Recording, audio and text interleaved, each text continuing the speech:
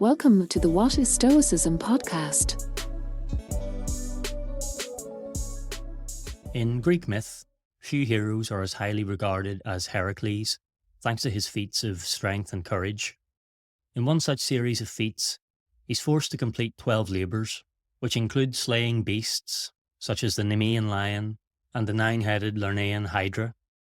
The Stoic philosopher Epictetus references these episodes as follows in his discourses, quote, "What do you think Heracles would have amounted to if there'd been no great lion, no hydra, stag and boar, and none of the evil and brutal men he drove off and cleared away? What would he have done if there'd been nothing like that in the world? The answer's obvious, isn't it? He'd have wrapped himself up and gone to sleep. In the first place then, he wouldn't have become Heracles if he'd dozed his life away in this kind of peaceful comfort. And even if he had, what good would it have done him? What use would he have made of his arms and his strength in general? What would have been the point of his fortitude and nobility if there'd been no difficulties such as he faced, no materials to stir him to action and train him? So should he have arranged these conditions for himself? Should he have brought a lion from somewhere into his homeland, and a boar and a hydra? That would have been stupid, even crazy.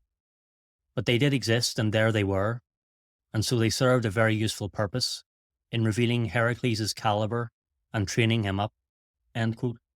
Epictetus is stressing a classic Stoic trope here. The less we shy away from adversity, the more strength and courage we build in ourselves.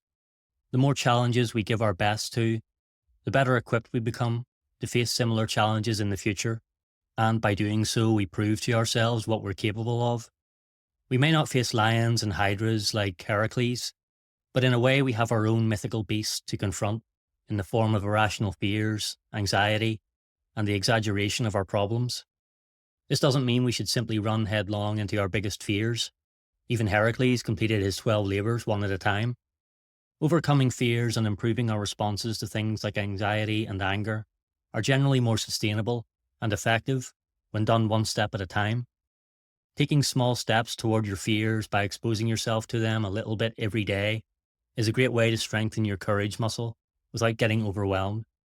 Like Heracles, building your strength and courage in a manageable way, you won't need to wonder what you could have become.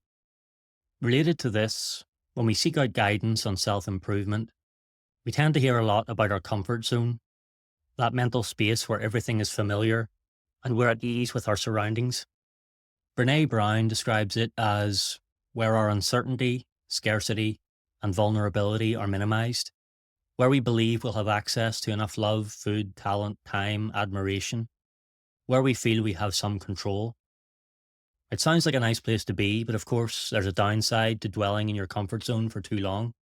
Always trying to avoid discomfort constricts the comfort zone, while periodic discomfort ironically expands it as you become accustomed to things you were previously averse to. A smaller comfort zone means a larger array of circumstances in which you are likely to feel uncomfortable. So while you might wish to remain within the boundaries of comfort forever, there will actually be a greater risk each day of some event or circumstance coming along to trouble you. Lean into the fear to create growth, writes James Altucher in his book Skip the Line. Fear is the catalyst, and growth is the reason you hit publish, the reason you speak up, the reason you try something new, the reason you step out of line. But contrary to some of the more extreme motivational messages you might encounter online, that doesn't mean forcing yourself into a constant state of discomfort in the name of self-improvement. While too much comfort leads to complacency, too much discomfort leads to anxiety. The key is to balance the two for steady, manageable growth. Constant discomfort is not sustainable or healthy. It might feel energizing initially, but it beckons burnout. Yes, we must endure discomfort if we're to grow, but moderation is vital.